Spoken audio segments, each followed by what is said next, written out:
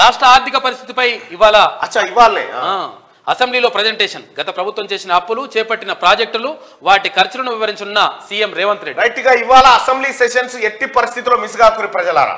ఎందుకంటే కేటీ రామారావు వాళ్ళ అయ్య వాళ్ళ కుటుంబం చేసిన పెంట, హరీష్ రావు చెప్తున్న అబద్ధాలన్నీ ఇవాళ పటాపంచలు కాబోతా ఉన్నాయి. అసెంబ్లీ సాక్షిగా ముఖ్యమంత్రి రేవంత్ రెడ్డి గారు అక్కడ మొత్తం వైట్ పేపర్ ను రిలీజ్ చేయబోతా ఉన్నాడు. వీళ్ళు చేసిన వాస్తవానికి తెలంగాణ అప్పు ఎంత అనుకున్నారు? 5 లక్షల కోట్లని మనకు చెప్పారు. నిన్న మిత్రుడు చెప్తా ఉన్నాడు 5 కాదన్నా 8 లక్షలు 80,000 కోట్లు ఈఎంఐలు కట్టలే ఇంకమనమాట. అప్పుల ఈఎంఐలు చాలా ప్రమాదకరమైన పరిస్థితిలోకి వెళ్ళిపోయింది తెలంగాణ రాష్ట్రం. ఎక్కడికి వచ్చిందంటే ప్రజలారా మీకు బాగా అర్థమయ్యేటట్టు చెప్తా. ఒక మనిషి ఊళ్ళో అప్పు చేసిండు అనుకో, అప్పు చేసి సుదర్శన్ వస్తుంటాయని ఇల్లుకు అప్పు చేసి, సరే అప్పు చేస్తే నా దగ్గర చేసి ఇంకో తాను చేసి ఎవ్వనికో రూపాయి ఇస్తలేడు. ముందేం చేసిండు? నా అప్పు కట్టినందుకు ఈయన తాను తెచ్చిండు. ఈయన రూపాయి మిత్తిది, 2 రూపాయల మిత్తి, 3 రూపాయల మిత్తి, 4 రూపాయల మిత్తి, ఇట్లా అప్పులు చేసుకుంటే ఆఖరికి చేతులు లేవట్టిండు.